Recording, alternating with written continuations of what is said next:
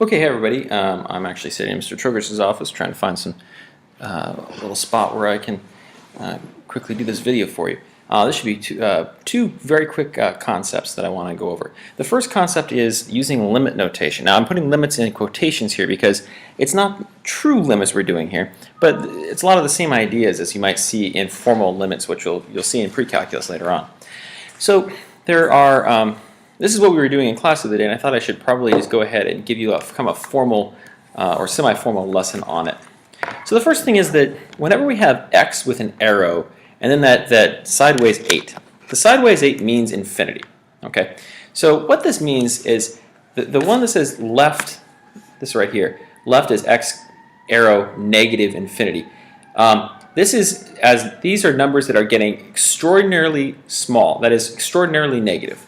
These are numbers that are getting extraordinarily positive. This isn't a number itself, it's just the idea that we're going towards a big number, going towards a small number.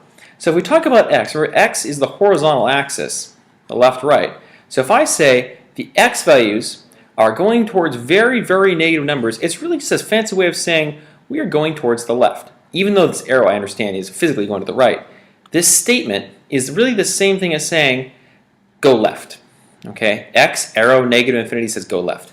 Likewise, if we say x arrow positive infinity, okay, where there's no positive or negative there, we assume it's positive, we're saying as we're traveling from along the x-axis, this indicates that we are going towards positive, big, big, big positive numbers. So we are consistently moving towards the right. So all this really means, again, is that we are going to the left in this case and to the right in this case. Likewise, f of x is the output. F of x often is thought of as the y. So in this case, we can think of f of x being the same as y. Now, f of x going to negative infinity is saying y goes to negative infinity. And remember, y is vertical. So if I'm talking about going towards negative numbers, I'm saying go down. This really is just a fancy way of saying the numbers are going down. Okay, physically they're going in the down direction. Here, the numbers are going up. And when we're talking about vertical, up is in the physical up direction. Increasing is the same as up when we talk about y. Decreasing is the same as down when we talk about y. Whereas when we talk about x again, decreasing, this is decreasing. Decreasing means go left, and increasing goes right. So that's all this notation is. And I think it was a little overly confusing in class, so I thought we would go ahead and do it. So this pair of statements together, this pair right here, says, oh, that's a terrible way to write that. It was the highlighter.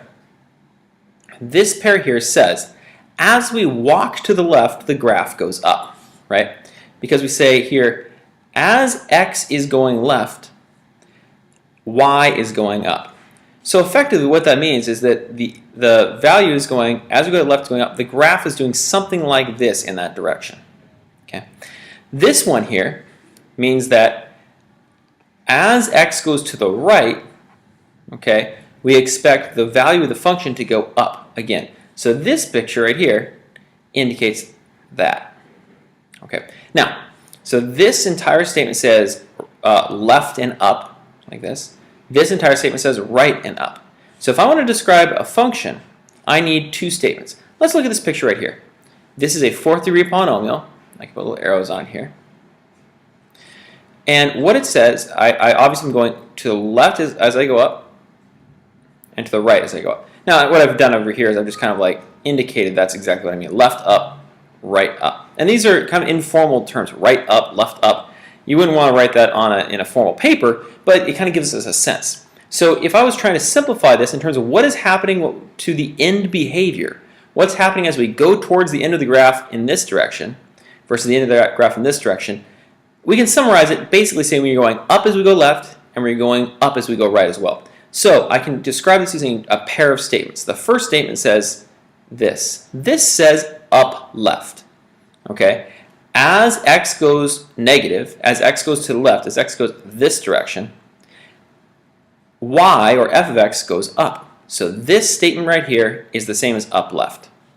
This statement over here is the same as up right. As x goes to the right, y, or f of x, goes up.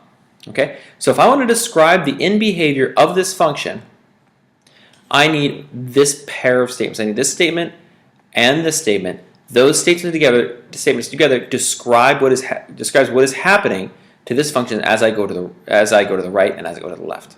Okay, so hopefully that clears up a little bit about the in behavior notation that we looked at.